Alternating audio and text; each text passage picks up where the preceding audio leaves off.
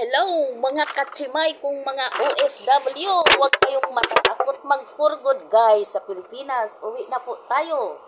Nandoon sa Pilipinas ang kayamanan guys. Mag-ipon lang po kayo at kayo'y mag-for good na. Kung sanay tayong 24 hours na walang tulog sa ating mga amo, sanay na rin tayo sa mga mura. Kung nalunok ninyo ang mura sa inyong amo, lulunukin mo rin ang pagsisikap sa Pilipinas. Wala pong pinakamasarap na lugar ay ang Pilipinas. Diskarte lang guys, sanay na tayo.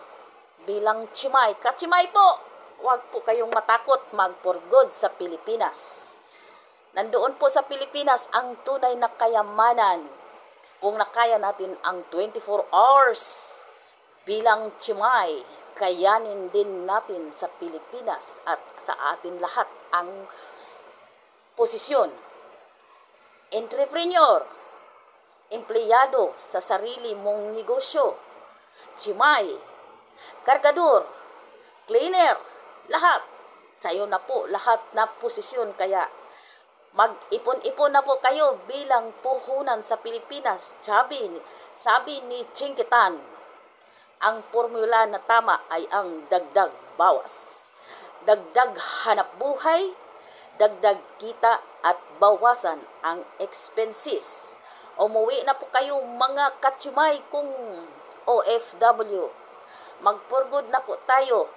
Mag-exit na po. Kailangan po ang exit paper kung ikaw po ay pupunta sa UWA. May free 20,000 pesos. Doon po kayo magpa-file sa malaking POAA sa Manila para makamit ninyo ang 20,000 pesos na free for OFW. At ito'y ipupuhunan po ninyo maging vendor, hanap buhay. Kung nakaya natin ang 24 hours na chimay sa Arab countries, then wala pong hindi po natin kakayanin yan. Maging 24 hours din tayo sa ating sariling bayan at makasama natin ang ating pamilya. Kaya, mga katsimay kung OFW, for good na po tayo guys. Mag-ipon-ipon lang po para dagdag puhunan. Magbindor.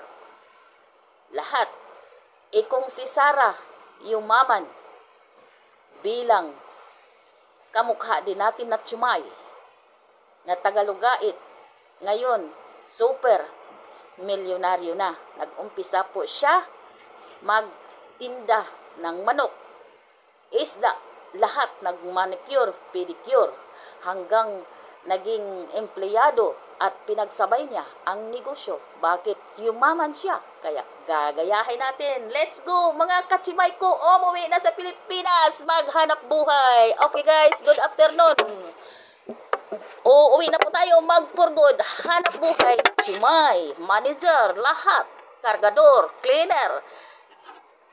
Ikaw na po ang chimay na yumaman.